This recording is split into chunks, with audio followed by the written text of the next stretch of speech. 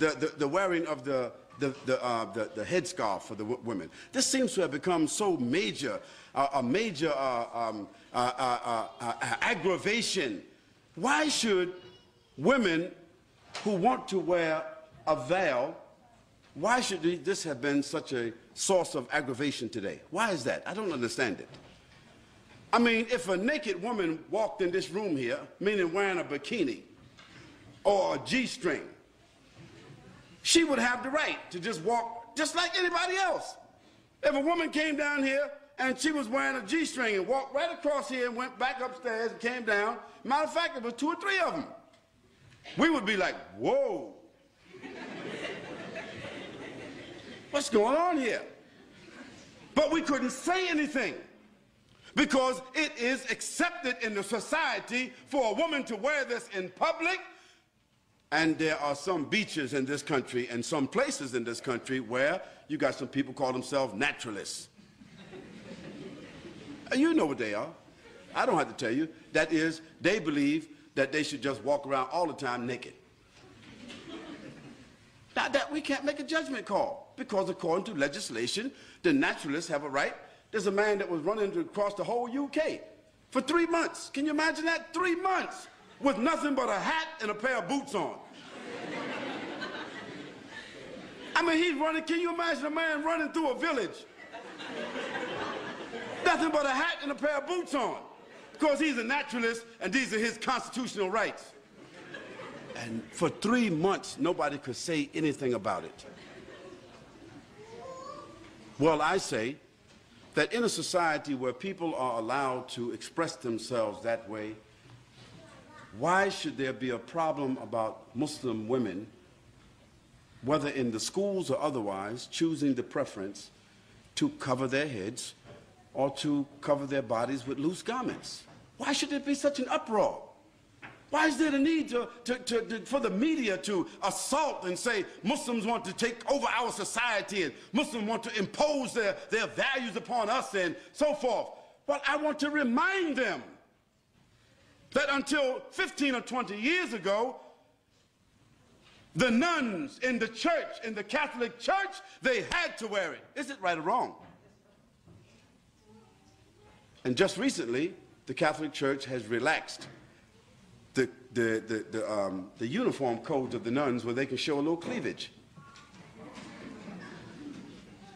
They can now wear a little bit, you know, put the cross right there in the middle.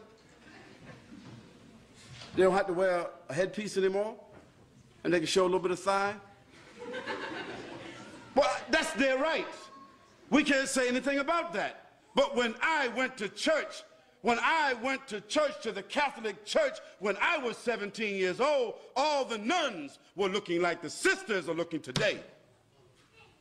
So society has changed, but why should our values have to change? Those Muslim ladies who want to wear the full scarf and want to wear loose clothing, they're doing so because God said so, not because their husband said so, not because they're Arabs or Indonesians or Malaysians or Africans. No, they're doing it because God says so. So if our religion, which is the same religion of Moses and Abraham and David and Solomon and Jesus and John the Baptist, if we have the same religion as all of those prophets, and we are all monotheistic people basically, Christians and Jews and Muslims, taking our sources from the same, taking our scripture from the same sources, and we can see in the history of our religions that women dress this way consistently, then why is it an aberration because our women want to wear that today? What do they want our women to do? Do they want our women to take off their head scarves and all put on G-strings? Would that be sad? Or now y'all all the same, now it's okay. No, we say it's not okay.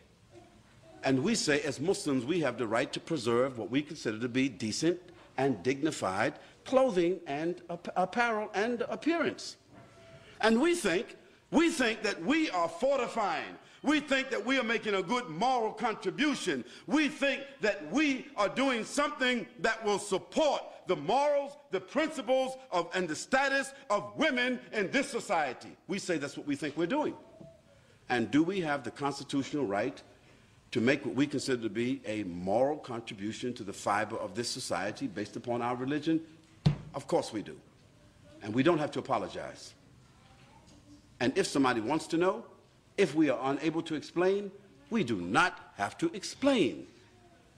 But what we should do is, the people of the media, or the people of government who feel that they don't understand what's going on, we should send them to people who are qualified to expound upon this issue in a dignified, educated way, so that people would not think somehow or another that all these women who are wearing these scarves got an AK-47 underneath their scarves, or they got a bomb, they coming inside somewhere with a bomb.